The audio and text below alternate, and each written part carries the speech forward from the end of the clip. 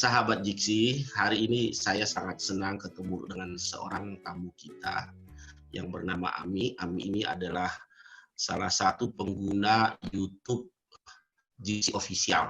Jadi kita akan coba mencari tahu bagaimana Ami bisa sampai Jiksi Official, dan dia belajar banyak dari Jiksi Official, YouTube Jiksi Official, tentang bagaimana menghadapi proses interview dan wawancara ketika dipanggil untuk melakukan interview. Oke, selamat siang Ami. Halo, selamat siang Bapak Rudi. Oke, ini nama lengkapnya Ami apa ya? Kalau bisa kita tahu. Nama lengkap saya Ramadhani Sari sebenarnya Pak, tapi biasa dipanggil Ame. Oh, Ramadhani, Ami, biasanya panggil Ami. Oke, Iya. saya dengar-dengar kamu lulusan jurusan kedokteran hewan. Iya, betul Pak, saya jurusan kedokteran hewan. Oke, bisa ceritakan kapan kamu mulai itu jurusan itu? Mulai masuk kuliah itu pada tahun 2014, terus saya juga menyelesaikan sarjana saya itu sampai 2018. Terus dari 2018 sampai 2020 saya melanjutkan profesi dokter hewan, Mbak. Oke, Gitu. jadi sekarang masih melanjutkan? Saya masih menunggu ujian akhir Ujian supaya akhir. selesai dokter hewan ya. Oke, apa yang menyebabkan kamu tertarik menjadi dokter hewan? Kenapa tidak ambil dokter umum aja? Sorry to say. Apa yang bikin saya tertarik tuh pertama tuh saya ngelihat dokter hewan, oh kayaknya ini profesi yang unik nih, karena kan jarang banget orang yang menggadang-gadangkan nih dokter hewan gitu, apalagi pasiennya nggak bisa bicara ya kan, kita nggak tahu bener-bener apa yang dia rasain sakit apa kayak gitu, kita cuma tahu sedikit informasi dari klien aja nih gitu, nih kalau dia tuh nggak mau makan gitu, padahal dengan nggak mau makan itu ternyata penyebabnya tuh banyak banget gitu yang harus kita periksa lagi gitu, dan harus Ya. ditunjang dengan alat lain lagi supaya kita benar-benar tahu sebenarnya hewan itu sakit apa, seperti itu Pak. Iya. Kalau manusia sakit, dokter bisa tanya sakitnya sebelah mana, kapan, beberapa hari. Sama hewan kita nggak bisa tanya begitu ya. Nggak bisa tanya, Jadi jadi hanya kita minim harus informasi. iya, betul. Go ahead. Oh, jadi Anda dengan minimnya informasi mencoba menganalisa sesuatu penyakit dari hewan itu ya. Iya, betul Pak. Oh, ini sebenarnya orang yang nggak pada tahu ya, padahal sesungguhnya kalau orang sakit biasanya tinggal ditanya aja sakitnya di mana, seberapa lama, gejalanya apa, kan gitu ya, gampang kita mendeteksi penyakit. Iya. Oh. Tetapi seberapa akurat analisanya itu nanti, diagnosanya itu, dengan minimnya informasi itu? Jadi setelah Akurat misalkan nggak kita itu informasi? Misalnya, mendapatkan informasi dari klien nih, misalkan nggak mau makan atau dia udah diare selama beberapa hari, nanti tuh yang sudah dikatakan oleh kliennya itu kita cari lagi nih penyebabnya apa gitu dengan diagnosa penunjang Pak. Jadi kayak misalkan kalau dia diare kita bisa lihat dari fesesnya sendiri, kita cek, kita ulas, kita lihat di mikroskop sampai benar-benar oh ya nih terbukti nih kalau dia tuh sakitnya karena ini gitu. apalagi di Indonesia itu sangat banyak sih hewan-hewan kita yang langka ya. Nah, Iya memang ya. keberadaan dokter hewan itu memang harusnya dibutuhkan banget ya. Di luar Karena negeri lumayan loh. Di luar negeri mereka itu dokter-dokter hewan itu berprofesi lumayan penghasilannya, yang saya dengar sih begitu. apalagi di bidang ini sih Pak, konservasi itu masih harus butuh banyak banget dokter hewan yang tertarik Ya, di bidang konservasi. ya. Gitu sih. Oke. Nah, saya pernah mendengar Ami, katanya kamu pernah mau melamar pekerjaan. Kemudian waktu mau melamar pekerjaan kamu merasa kebingungan. Kemudian katanya yang saya dengar, kamu bingung nggak tahu kenapa ketemu sama itu ceritanya gimana sih? Sebenarnya ini sih, Pak, maksudnya pengalaman pertama saya juga gitu. Jadi, kenapa saya kebingungan, kelabakan gitu, ya karena emang saya nggak tahu, benar-benar nggak tahu saya harus mulai dari mana, seperti itu. Nah, eee, dari sebelumnya kan saya juga mendapatkan informasi-informasi nih tentang pelatihan siap kerja dan yang lain-lain gitu. Tapi Iya, iya. menurut saya, kayaknya emang belum waktunya deh gitu, belum waktunya aja nih untuk Ah, tahu-tahu kayak ginian, kayak gitu. hmm, Tapi hmm, giliran udah kayak sekarang-sekarang ini ya udah ibaratnya kayak udah mepet-mepet untuk, nih lo harus cari kerja nih gitu. hmm, Malahan nggak tahu apa-apa gitu dan kebetulan karena emang udah, nge-follow Instagram-nya juga dan subscribe YouTube juga gitu. hmm, Terus saya jadi inget, "Oh iya ini harus, pelajarin lagi nih." Coba cari-cari, tentang, interview-interview hmm, kerja seperti hmm, itu. hmm, Nah juga terus saya emang carinya sih yang, bener-bener yang interview-interview aja gitu, Pak. Terus, hmm, mmm, ya gitu ternyata banyak banget yang, emang harus diketahui gitu, saya terutama hmm, sebagai seorang mahasiswa gitu yang fresh graduate juga belum, Pak, ini kayak gini kan. hmm, Jadi sebenarnya emang harus dipersiapin dari, sebelum lulus sih, hmm, kalau misalkan ingin mencari hmm, pekerjaan gitu, biar nggak kaget lagi gitu. hmm, hmm. Nah, waktu kamu ketemu dengan YouTube kita, waktu sebelum kamu dipanggil wawancara, kemudian kamu ketemu dengan YouTube kita, kamu pelajari, setelah kamu pelajari, gimana waktu kamu dipanggil interview, ada efek, ada pengaruhnya nggak sih?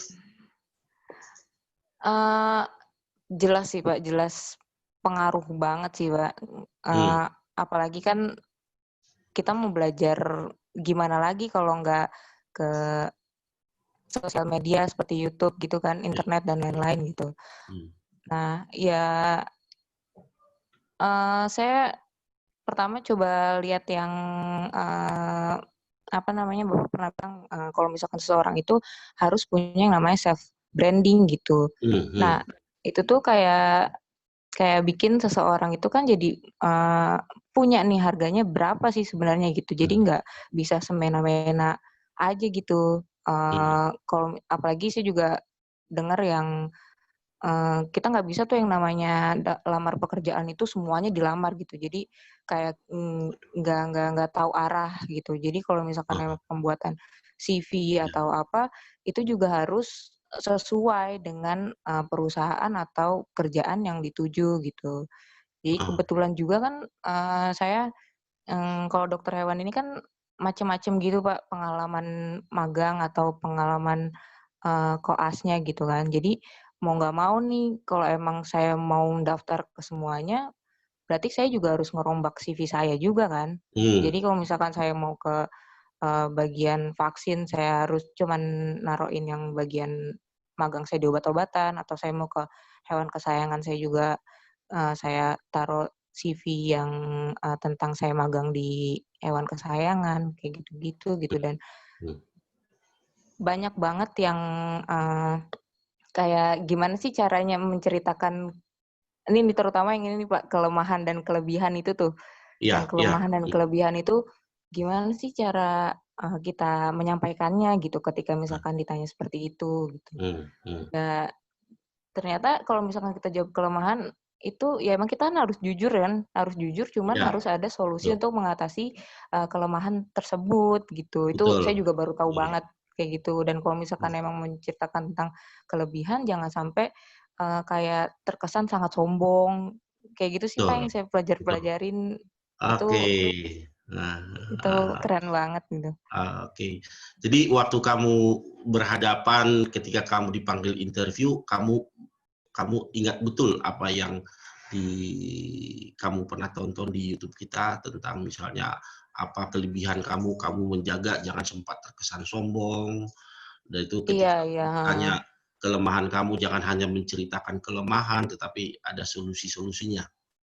Iya iya, itu, bener-bener penting banget gitu. Jadi kita bener-bener kayak emang menjaga dan menunjukkan, eee potensi kita benar-benar gitu. Jadi ketika emang kita pun nanti diterima gitu, ya perusahaan atau tempat kerja itu ya nggak salah menerima si orangnya. pekerja baru ini gitu. Hmm. Ya. Nah, waktu kamu cerita masalah CV waktu itu. Memang di Hmm. YouTube kita Jiksi Official dulu mengingatkan, ada yang diingatkan sama Ami waktu itu, oh begini loh cara menuliskan CV, ada yang kamu ingat? Uh, ada sih Pak CV, tentang CV yang Hmm. pokoknya Bapak bilang tuh kalau misalkan apalagi berkaitan dengan CV gitu kan, jangan Hmm. jangan semua kamu cantumin gitu. Jadi ya emang lihat dulu Hmm. aja perusahaannya itu apa gitu. Jadi jangan Iya, semena-mena langsung iya, masuk-masukin gitu. iya, iya. Itu sih Pak. Jadi ketika kamu menonton itu baru mulai terbuka pemikiran kamu Iya bagaimana betul. yang harus dimasukkan gitu ya. Iya itu itu dan kebetulan kan saya interviewnya online ya Pak. Jadi Oh, eh, apa namanya saya buat persiapannya itu ya nggak apa namanya, nggak terlalu seribet kalau misalkan emang tatap langsung kali ya, Pak? Kalau iya, misalkan online iya, kayak iya. gitu. Oke. Tapi itu sih tergantung individu. Ada sebagian orang itu malah justru yang online itu membuat dia lebih grogi, lebih khawatir. Tapi Mmm, ada orang prefer face to face gitu loh. iya iya, Jadi tergantung individu. Nah, yang menarik, waktu kamu dipanggil wawancara, pertanyaan apa saja yang pertama yang kamu ingat? mmm, pertanyaannya itu pertama perkenalan diri pasti, terus, sekarang, aktivitasnya sedang apa gitu, terus, eee, kapan kira-kira akhirnya lulus gitu, terus, eee dia juga bilang gitu, "Gimana sih pekerjaannya, kamu tahu nggak tentang perusahaan itu tentang apa?" Gitu. Hmm, Terus, hmm, bagian yang kamu lamar ini, dia tuh kerjanya seperti apa aja, kayak hmm. gitu sih, Pak, rata-rata. Oke.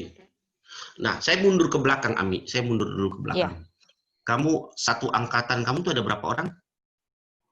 satu gelombang saya, Pak, yang sekarang Ya, kuliah ya, Pak. Satu gelombang ya. itu 50 orang, Pak. Oh, lumayan ya, Iya, 50 50 orang. orang. Nah, dari antara 50 orang itu yang mengenal Jiksi itu baru kamu, Baru saya, Pak, baru baru saya. kamu. Nah, Iya baru kamu ya. Tiba-tiba kamu kenal Jiksi melalui YouTube dan iya mempelajari YouTube-nya Jiksi persiapan untuk dunia kerja. iya Nah, iya. rekomendasi kamu nanti seandainya kamu ketemu sama teman-teman kamu yang angkatan yang 50 orang itu. Kira-kira apa yang kamu mau sampaikan setelah mempelajari misalnya YouTube-nya Jiksi, ternyata itu bisa membawa kita minimum tahu tentang diri Mmm. kita, tahu dengan branding kita. Kira-kira rekomendasi apa yang bisa kamu berikan kepada yang 50 ini? Karena kasihan dong kalau yang 50 ini tidak kasih tahu ya. Iya iya, heeh.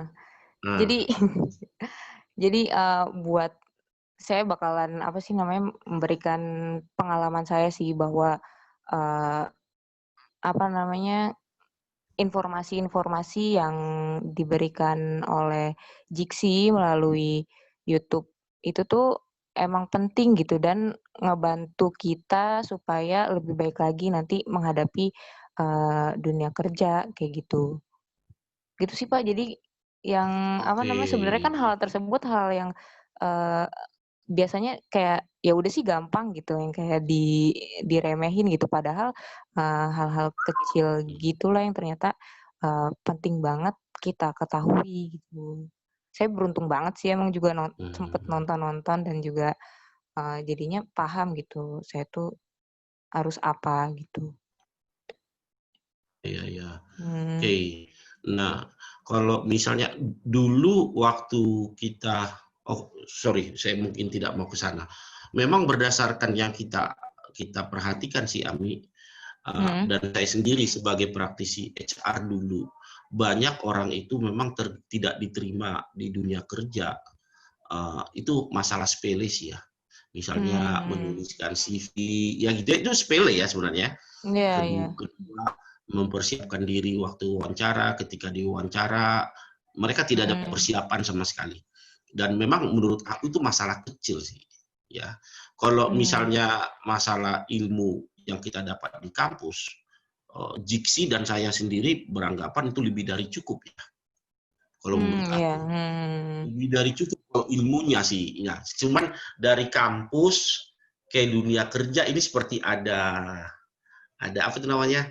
Ada gap ya Gap antara ya. kampus dengan padahal gapnya itu nggak jauh sih, dikit kok gapnya. Tapi buat orang yang jatuh ke situ, nah terutama seperti yang Ami katakan tadi, kadang-kadang ketika saya tanya mereka, coba ceritakan tentang dirimu kepada kita. Iya, itu tuh Pak. Pada umumnya mereka menceritakan nama gitu loh.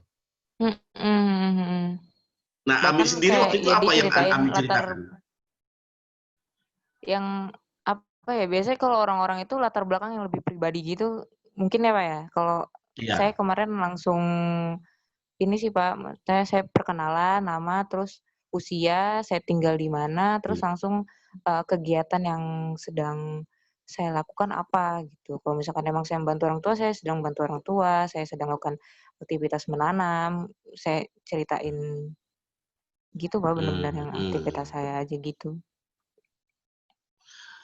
Sampai saat ini sudah berapa YouTube dari Jiksi yang Ami selalu watch, selalu tonton? Saya tonton yang berkaitan sama itu sih Pak, terutama pekerjaan kayak yang dapat apa ya,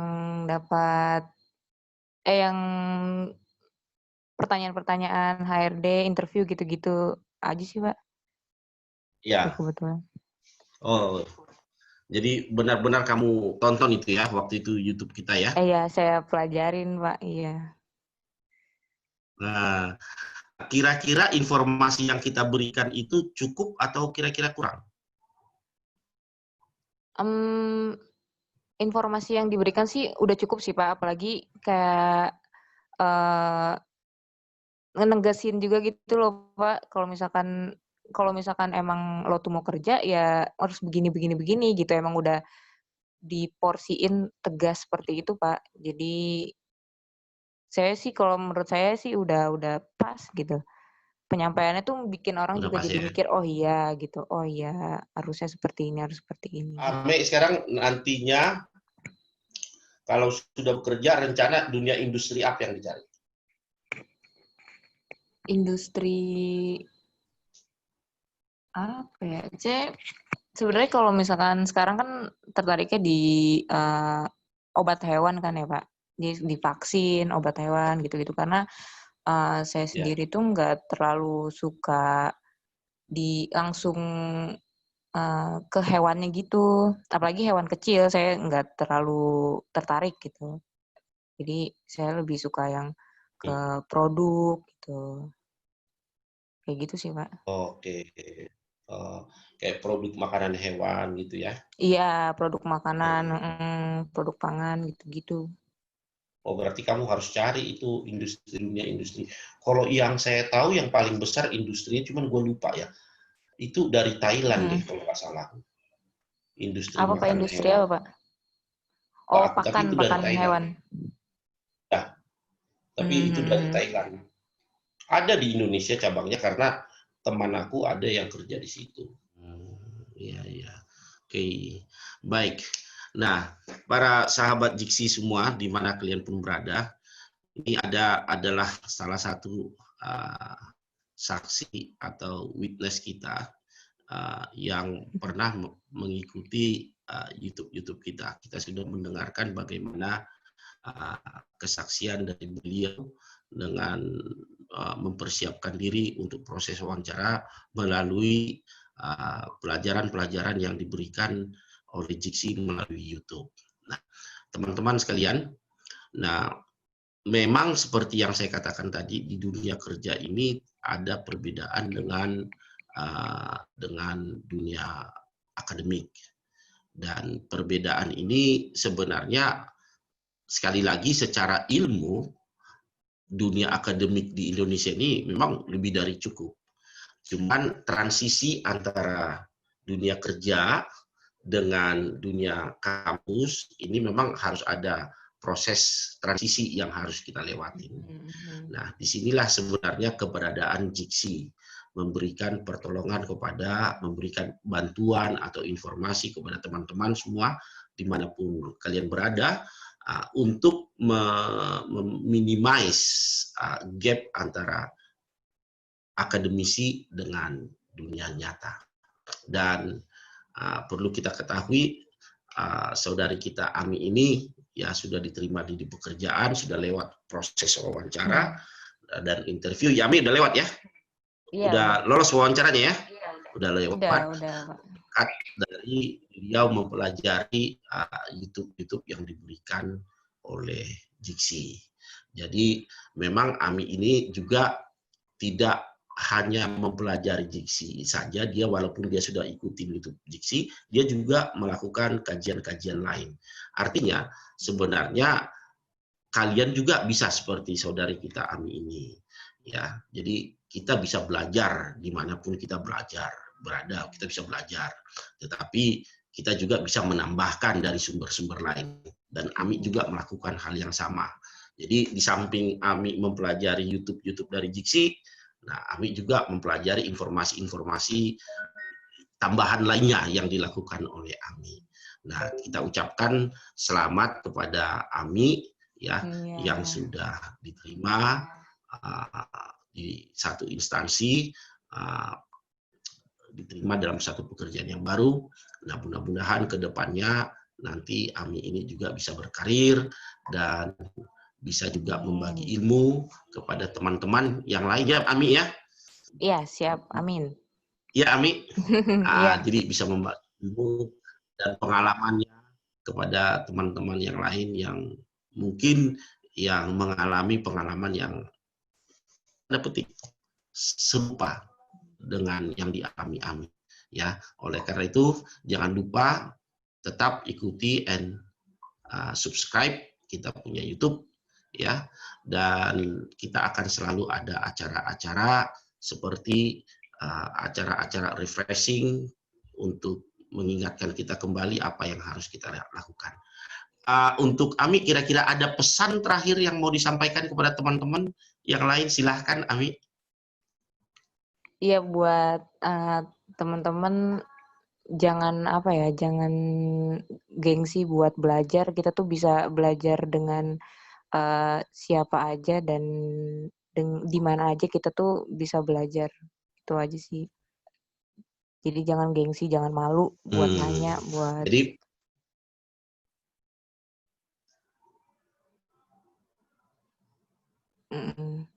baik. Oke, baik. Jadi saya akan ulangin sedikit apa yang dikatakan Ami, bahwa kata Ami tadi bagi teman-teman yang baru fresh graduate, yang baru tamat, jangan sempat malu untuk belajar. Kalian juga bisa belajar di mana aja. Salah satunya seperti Ami sudah katakan tadi, beliau belajar dari YouTube-nya Jiksi. Nah, bukan hanya YouTube Jiksi, YouTube yang lain juga bisa Anda pelajarin juga. Jadi, Ami berpesan kepada kita, jangan sekali-sekali kita malu untuk belajar. Belajar bisa pun di mana pun. Begitu. Baik, para sahabat Jiksi sekalian, demikianlah acara bincang-bincang kita hari ini. Sampai bertemu di lain kesempatan. Terima kasih, Ami.